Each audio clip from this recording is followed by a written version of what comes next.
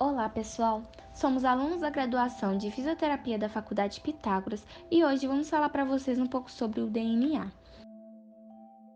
O DNA é um tipo de ácido nucleico que possui destaque por armazenar a informação genética da grande maioria dos seres vivos. O DNA se apresenta como uma longa estrutura em formato de dupla hélice, que lembra muito uma escada em caracol.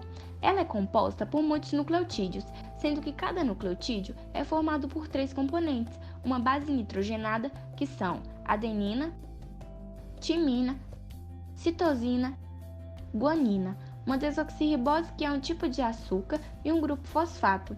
Essas bases nitrogenadas conseguem se ligar umas às outras por pontes de hidrogênio. As bases nitrogenadas possuem um ou dois anéis que apresentam átomos de nitrogênio e estão classificadas em dois grupos, as pirimidinas e as purinas. As pirimidinas possuem apenas um anel, já as purinas possuem dois anéis. Citosina e a timina são pirimidinas, enquanto a adenina e a guanina são purinas. Vale destacar que o pareamento ocorre entre bases complementares, sendo observada sempre a união de uma base pirimidina com uma base purina. O pareamento entre as bases só acontece das seguintes formas no DNA. A adenina é pareada apenas com a timina e a guanina é pareada sempre com a citosina.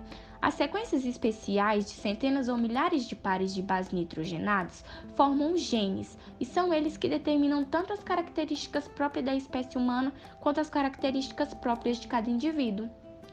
Os genes especificam as sequências de aminoácidos, que servem de base para a síntese de proteínas celulares.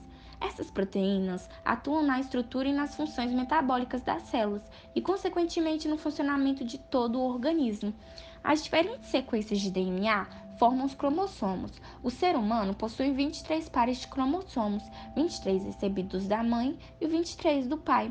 Cada par de cromossomo é composto de inúmeros genes. O sequenciamento de DNA, ou genoma, é a técnica usada para determinar em que ordem as bases nitrogenadas se encontram no DNA. Sequenciar um genoma permite obter informações sobre a linha evolutiva dos organismos, podendo trazer novos métodos para diagnosticar doenças ou formular medicamentos e vacinas. Quando o assunto é DNA, dois processos merecem destaque: a replicação e a transcrição. Quando falamos em replicação, referimos-nos aos processos pelo qual cópias idênticas a cópias de uma molécula de DNA são formadas. Para que esse processo ocorra, o DNA desenrola-se parcialmente e inicia-se a síntese de uma nova fita, a partir da fita do DNA que será copiada.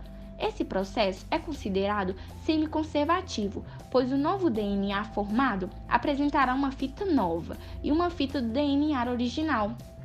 É um processo importante para a renovação celular e perpetuação da espécie, que é mitose e meiose. Já o processo de transcrição é aquele no qual o DNA é usado para a formação de uma molécula de RNA.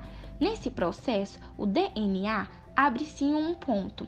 Uma das fitas é usada como molde para a síntese de RNA.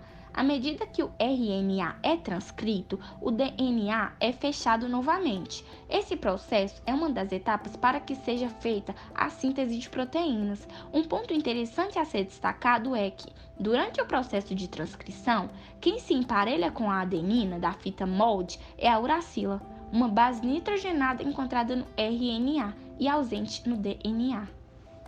Agradecemos por nos assistirem e até a próxima!